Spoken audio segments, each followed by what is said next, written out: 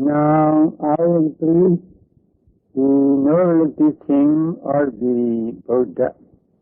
Silang Samadhi Banyacha Vimodija Anodara Anu Buddha Ime Dhamma Gautame Nayasasinam. Gautama Buddha, who is a true refuge for all Buddhists, fully practiced and personally experienced, the noblest, the loftiest, and the most dependable dhammas, comprising sila, morality, samadhi, concentration, panya, wisdom, and vimukti, deliverance. When he had thus practiced and discerned all that should be known, he preached the same for 45 years to Vinaya persons, those who can be instructed, so that they may, like himself, be delivered from all sufferings through practice of these dependable dhammas. The Bodhisattva had 4 asankhya aeons and 100,000 world cycles ago, bowed at the feet of Divyangara Buddha to become a Sammasambuddha, Supreme Buddha. From that time onwards, the Bodhisattva had fulfilled the paramis, perfections of virtue, needed for Buddhahood, like dana, charity, sila, morality, and so on. 2,562 years ago, according to Western reckoning, in this world cycle, he became the son of King Suddhodana and Queen Maya.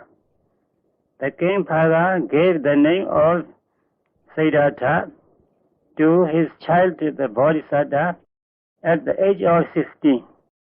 He was married to Yashoda Devi, daughter of King Buddha, and went on enjoying the delights of royalty.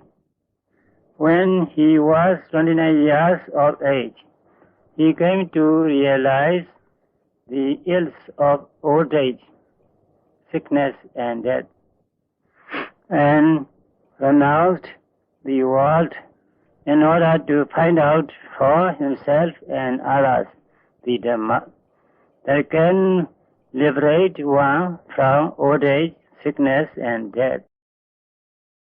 In his search for the Dhamma that frees one from old age, sickness, and death, the Bodhisattva practiced under the sage Alara, who had attained the 7 mundane jhana states, trances, or states of mental absorption, and another sage Udaka, who had attained all the 8 mundane jhanic states, and himself attained soon the same 7 and 8 jhanic states respectively.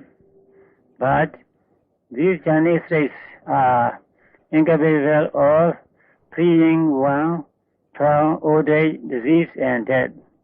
They can only take one to the arupa, formless realms of existence and enable one to live for a long time. When the lifespan of 60,000 or 84,000 world cycles is ended, death ensues and takes one back to the human realm, where one is subject to old age, disease, and death, like others. It can also send one to the 4 apaya nether worlds, They are not a noble Dhamma that can release one from old age, disease and death. Thus, reflecting, the Bodhisattva gave up these mundane journey states and continued the search on his own for the noble Dhamma that would free one from old age, disease and death. Giving up solid food and living on a handful of boiled bean soup, he continued his search for the noble Dhamma through modification of the body for 6 years. But he did not find it. Then he gave up this ascetic practice and resumed taking all such food as he should, and thus regained his strength, practicing anapana meditation, observing the in-breath and the out-breath. He attained the 4 Rupa jhana states. On the basis of these jhana states, he further attained other jhana states and the higher spiritual powers. Later on, he came to realize that old age and death are due to rebirth, which in turn is due to desire, clinging and karma. Desire is caused by Vedana feeling, which is looked upon as pleasurable. If this Vedana is rightly seen as constantly rising and passing away, desire will no longer arise and will come to an end. If desire ends, clinging and pleasure-seeking karma will also come to an end. With the ending of karma, there will be an end of rebirth along with the suffering of old age and death. Realizing all these facts, the Bodhisattva meditated on the rising and passing away of the 5 upadanakhanas, groups of clinging, so that there may be no occasion for desire to arise. Upadanakhana means the psychophysical phenomena that become apparent every time one sees, hears, smells, tastes, touches, or thinks. In object of seeing, the eye in which arises seeing becomes apparent. The physical object which is seen becomes apparent, and the seeing consciousness also becomes apparent.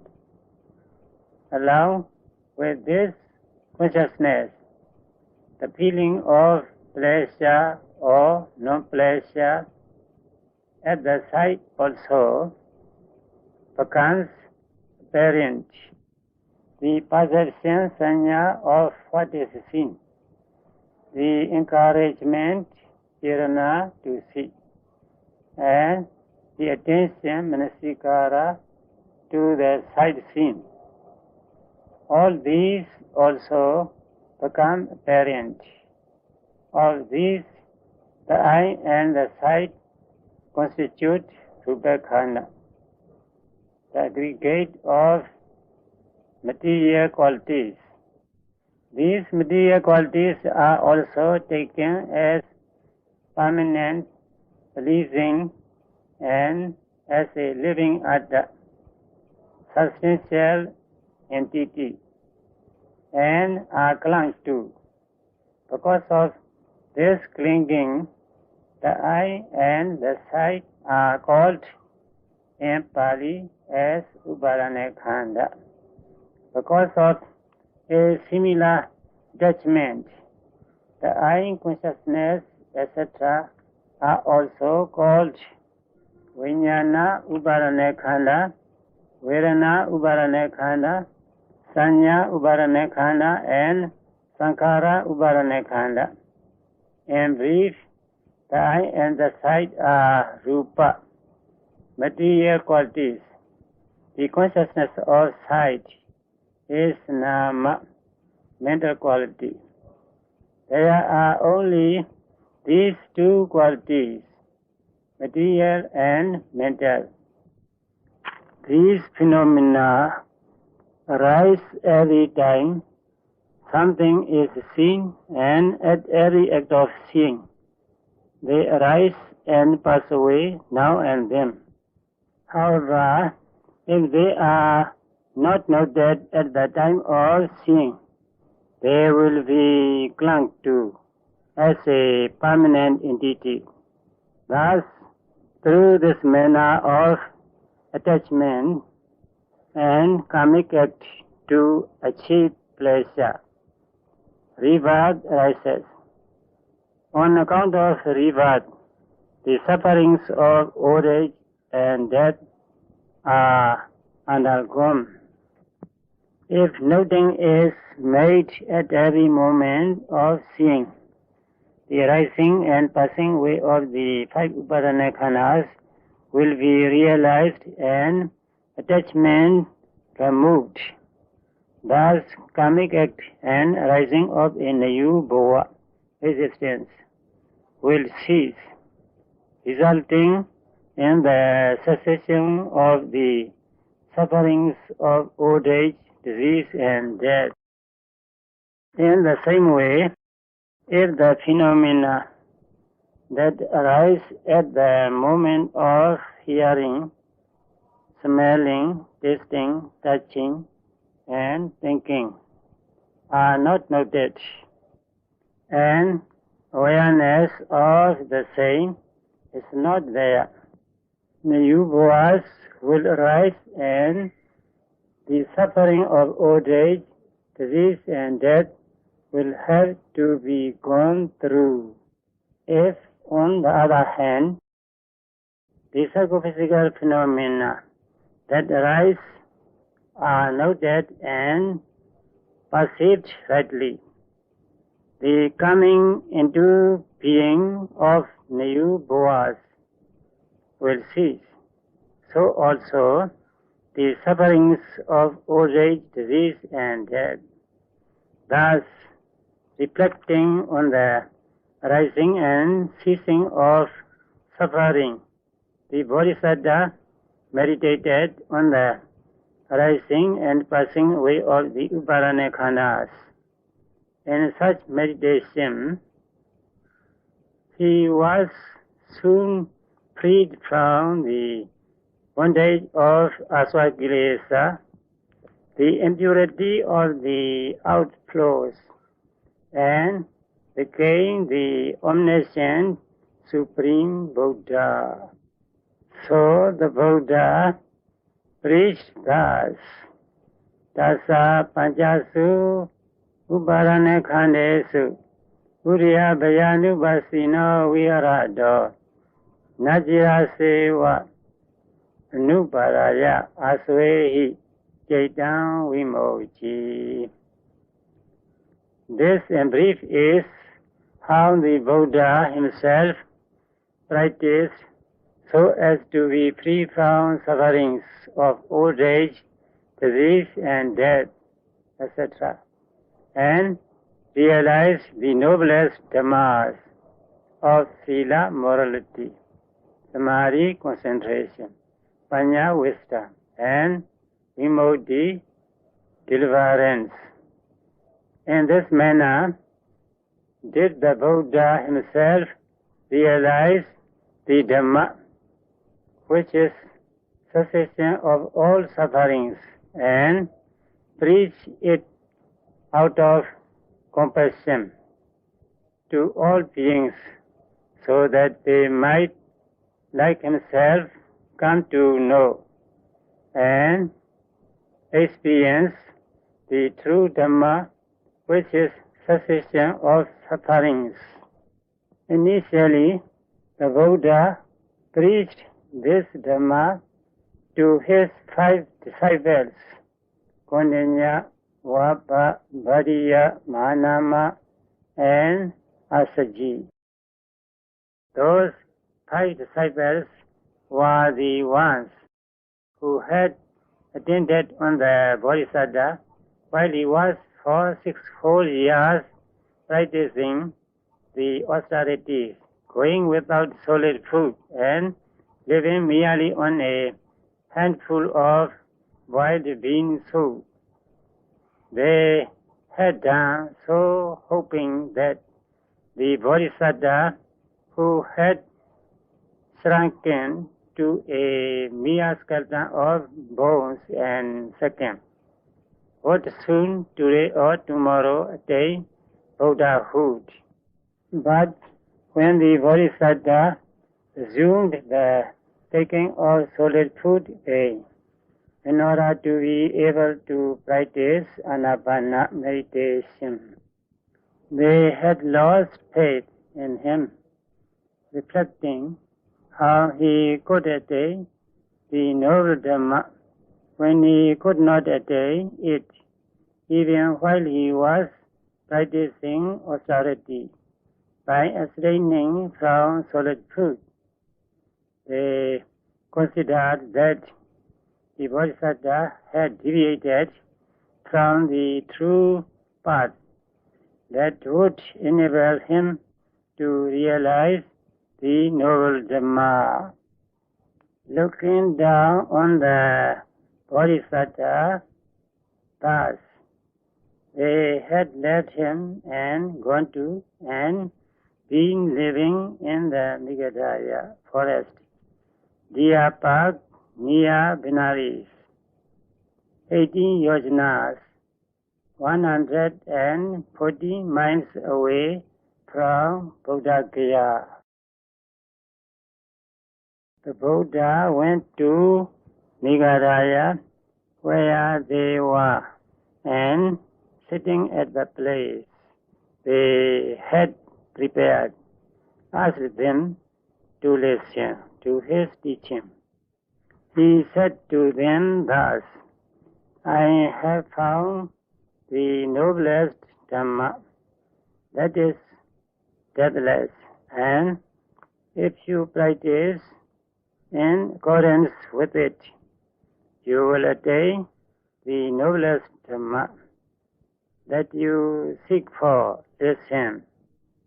Thereupon, the 5 disciples responded continuously thus, Friend Gautama, even while you were practicing the austerities by abstaining from solid food, you could not gain the wisdom that is exceptional. How can it be possible that you have gained it now, that you have given up this ascetic practice? The Buddha, out of compassion, repeated thrice his invitation to listen to his teaching. Thrice did they turn it down, whereupon the Buddha admonished and warned them thus, My 5 disciples, it is not that you have met me only now. You had been with me for full 6 years, attending on me, while I was practicing the difficult austerities.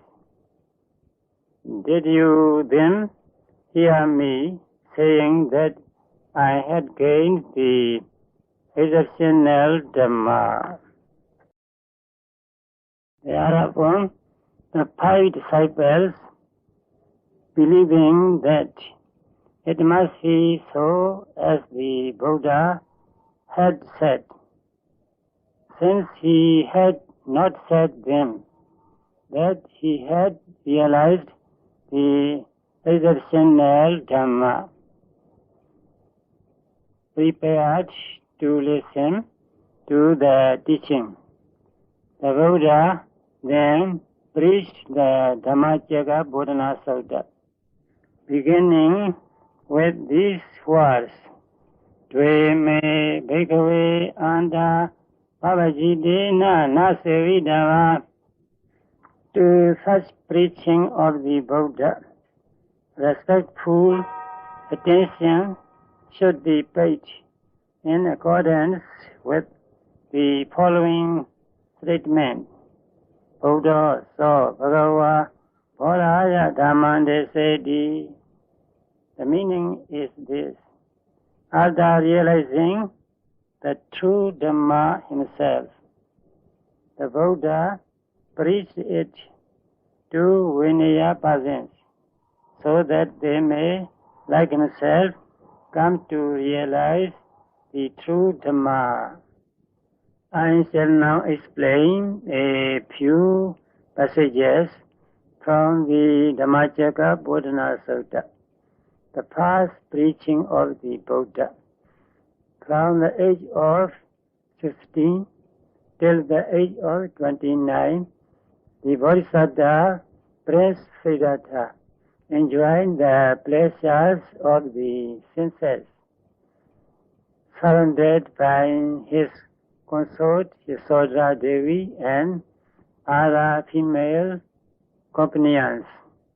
Though ordinary people consider these pleasures as delightful, they are neither free from the defiling suffering of greed and anger, nor from the arising of nayubhas existences, accompanied by old age, disease, and death.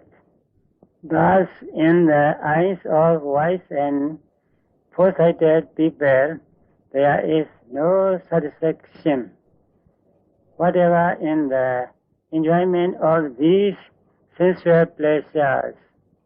Only that which confers permanent freedom from the samsaric sufferings of old age, disease, and death, and only that which makes for permanent happiness is the loftiest Dhamma. This is evidently true if one ponders properly. Renunciation of the worldly life is to gain such permanent happiness.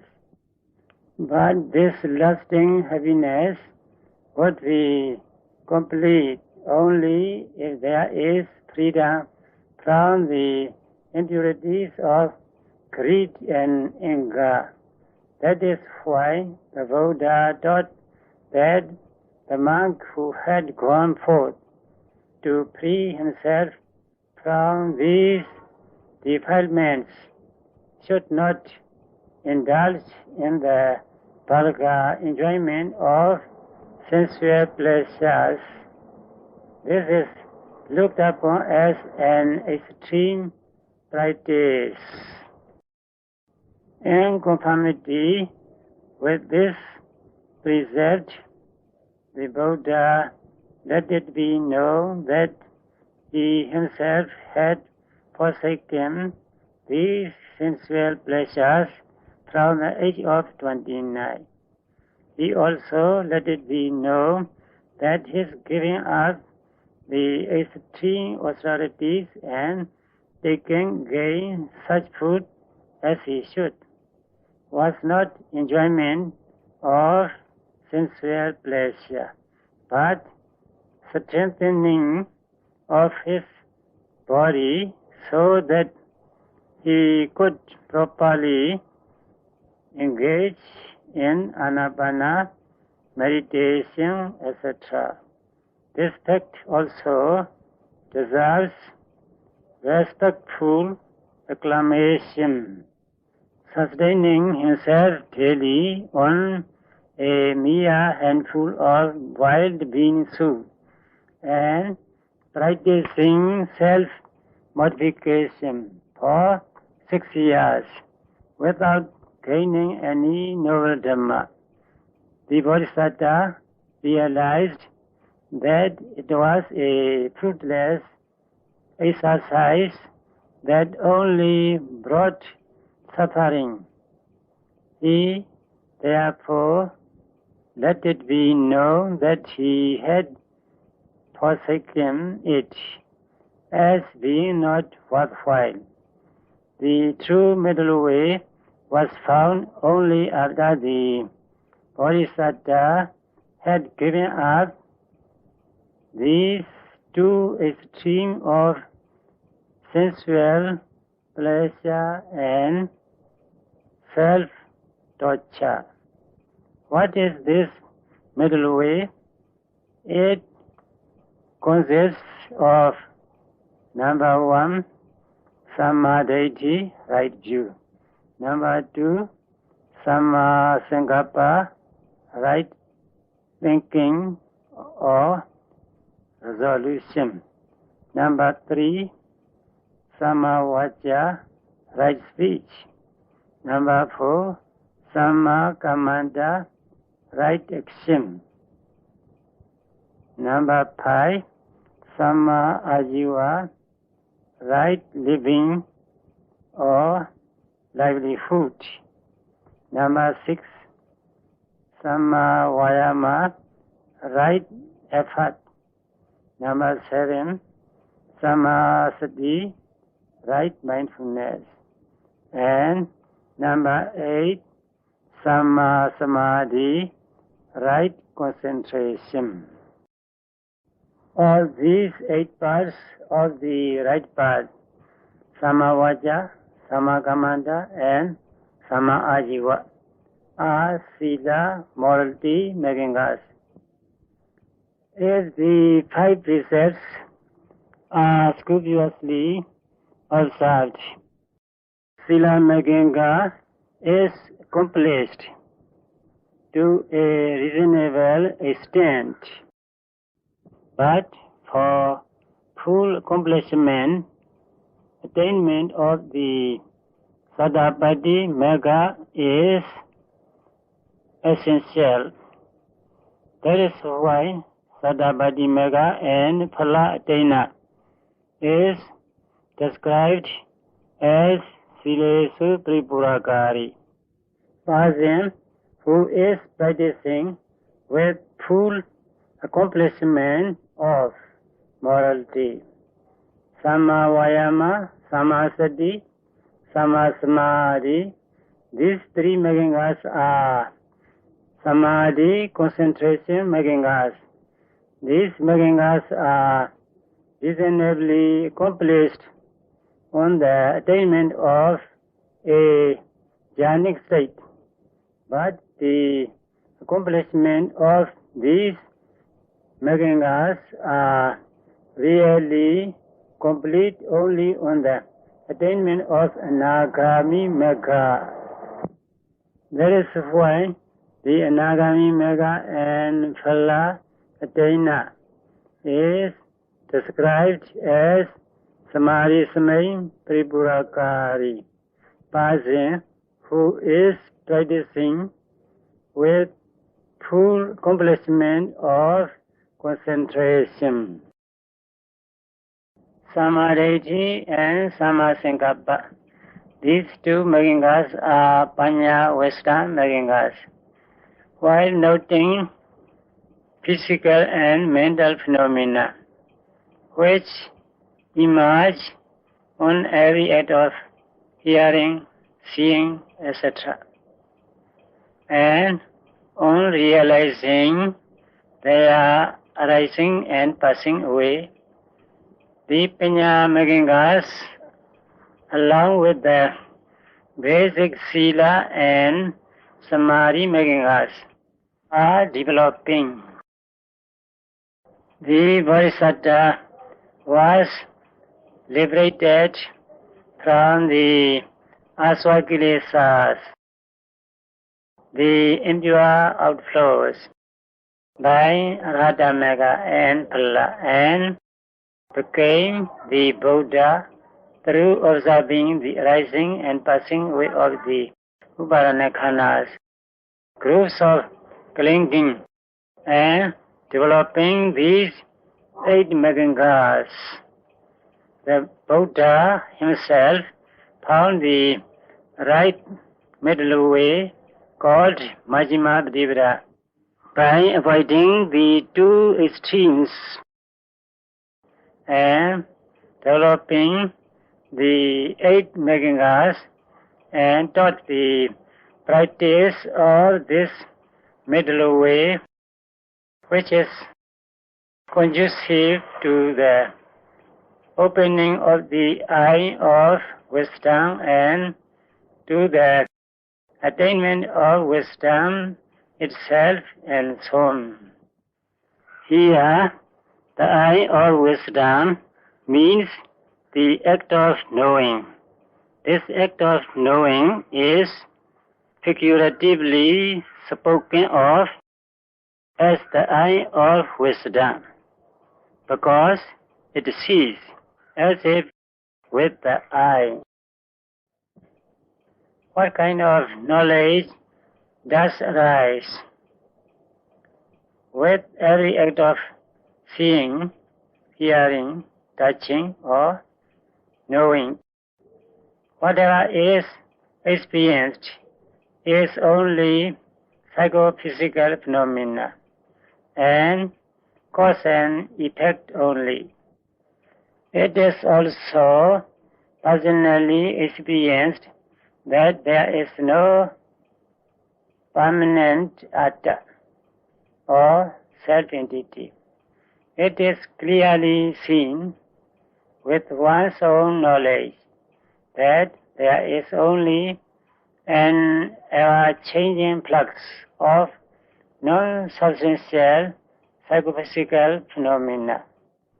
These are all matters of personal knowledge and not beliefs held out of deference to one's teachers or blind beliefs accepted out of reverence for the Buddha.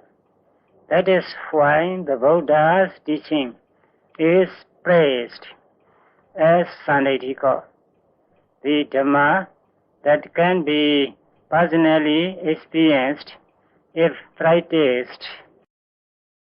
These 8 Magangas are called the middle way or Majjhima Patipata, which enables extraordinary knowledge and insight knowledge that discerns matters that are difficult to know. It is to extinguish all kilesas, defilements, and to realize Nibbana. That is why the Buddha let it be known that everybody who develops in himself these 8 Magangas called the middle way will, like the Buddha, gain extraordinary knowledge and wisdom, resulting in the extinction of all defilements and attain Nibbana. Accepting and bearing in mind this advice and listening to the very first Sammo, Dhammacakka Purana Sutta, preached by the Buddha. Venerable Kondinya was the first human to achieve Sotapannahood, while 180 million Brahmas attained Riya, Magga, Noble Path, and Phala.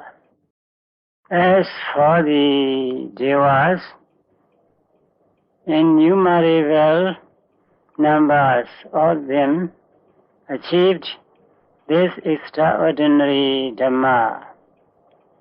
I shall now briefly explain these 8 Magangas called Majjhima Pratipada, or the middle way, so that my listeners may be able to practice and develop them.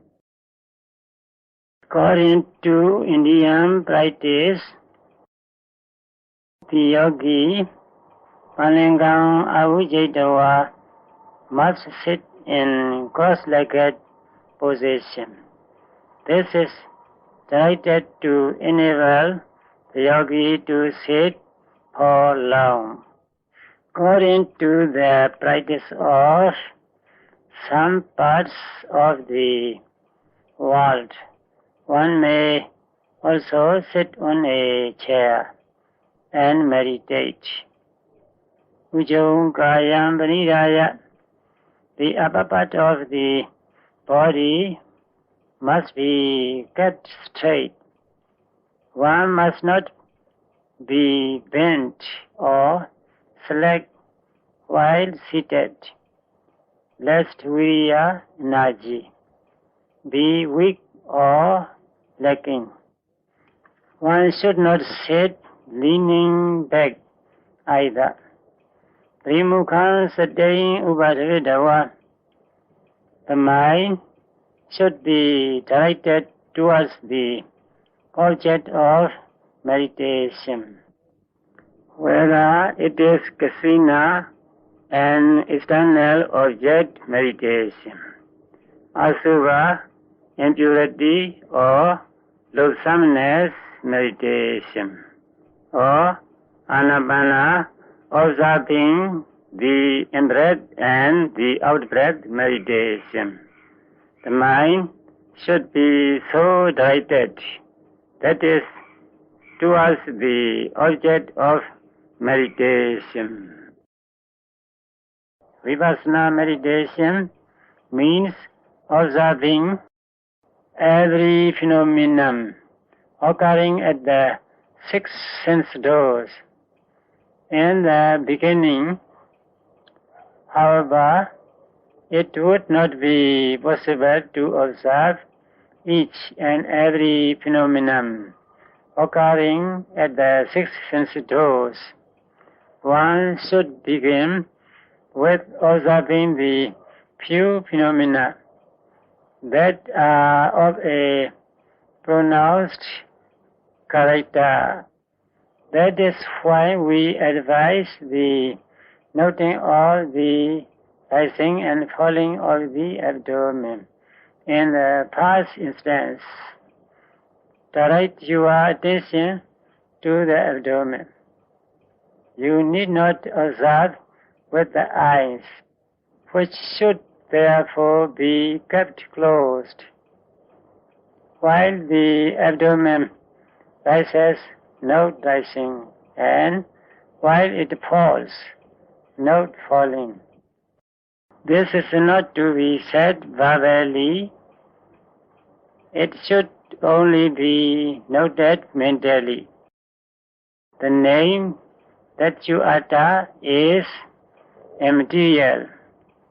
What is needed is to be aware of the phenomenon as it occurs.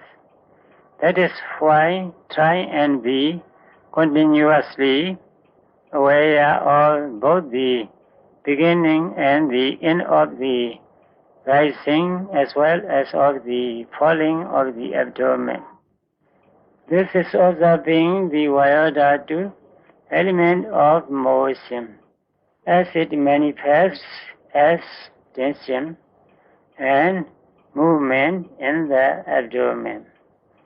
While so noting, if a thought rises, it should be noted. This is called Caitanupassana, contemplation on consciousness. According to Satipatthana Desana teaching, after noting this thought, go back to the rising and falling of the abdomen. While noting thus, if pain or aching arises in the body, it should be noted paining. This is Vedananupassana, contemplation of feeling. Then back to noting the rising and falling. If one hears something, it should be noted, hearing. Then back to noting the rising and falling. This in brief is the method of meditation to be practiced for about 2 minutes. Well, let us meditate in this manner for 2 minutes. The 2 minutes are over. Within every minute, 50 or 60 acts of noting are possible. In each act of noting, the Dhammas comprising the 8 Megangas are taking place. This is how they take place. The effort to note is Sammavayama, right effort. The act of mindfulness is Sammasati, right mindfulness. To remain concentrated on the object of mindfulness is Samma Samadhi, right concentration, right effort, right mindfulness and right concentration. These 3 are Samadhi Megangas. Rightly knowing the object noted is Samadhi, but when one begins to practice noting thus, this right knowledge is not so evident. Later on, the knowledge becomes evident that there are only mind and matter with every act of noting. Because of the desire to move, motion occurs. Because there is something to be seen, eye consciousness occurs. Thus, the yogi comes to distinguish between cause and effect. Something rises afresh and instantly passes away. This is also evidently noticed. Thus observing that there is a constant flux of rising and passing away of phenomena, the yogi realizes that everything is impermanent. After the passing away of old rupas and namas, if new ones fail to arise, that is the moment to die. Thus, death can come about at any moment. How frighteningly miserable life is. It is also realized that everything happens of its own accord, subject to nobody's control, and therefore is anatta, no self. All these acts of realization are right viewing. Inclining the mind to such viewing is Samma Sankappa. Samadhi and Samma Sankappa, these 2 are Panya, wisdom, Megangas. The three Samadhi making us and the two Panya making us are described in the commentaries as the five Kara making us, which may be stated as the five workers. In worldly life, where a job can only be finished by five workers as a team, it needs to be done by them unitedly in harmony. In the same way, these five mangas are in harmony with every completed act of noting and knowing. Every time these five mangas gather strength through such harmony or concord, extraordinary vipassana insight develops. Next, abstaining from unwholesome bodily acts of killing, stealing, illicit sexual conduct, samma kamanda. Abstaining from verbal acts of telling lies, backbiting, abusing, and frivolous talk, samma vaca. Abstaining from unlawful livelihood is samma ajiva. These magangas constitute sila maganga. These magangas are accomplished with the taking and observing of the precepts. So are they with every act of noting in meditation. So are the eight magangas developed with every act of noting, with the attainment of Nirvana, getting nearer and nearer in the same way as in walking. Every step brings one nearer and nearer to one's destination.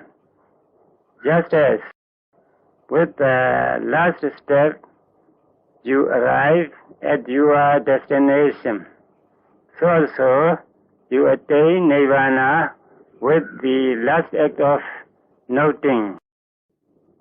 Therefore, beginning with noting the rising and falling of the abdomen, we are to constantly observe the arising of the psychophysical phenomena as much as we can. With such observation, may you develop extraordinary vipassana insights, rapidly attaining Ariya Mega Jnana, knowledge of the noble path, Phala Jnana, knowledge of the fruition of the path, and Nibbana. Sadhu, sadhu, sadhu.